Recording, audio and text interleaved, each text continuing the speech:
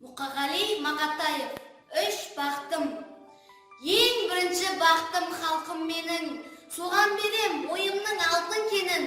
Ол бар болса мен бармын, қор болмаймын қымбатырақ алтыннан нарқым менің.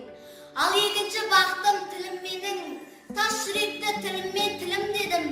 Кейде дүниеден түңілсем де, қасиетті тілімнен түңілмедім. Бақтым бар үшінші отан деген, Құдай деген кім десе отан дерем.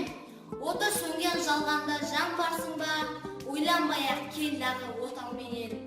Түтін түтек, мүсірбі көгере бер, немерелер көбесін шөберелер. Жадыңда ұста, жақсылық күтпегейсің, от емес, ол сұрасаң да менен егер. Үш бірдей бақтым бар алақанда, мені мұндай бақты жаратар ма? Үш күн нұрын төгеді аспанымнан, Атырау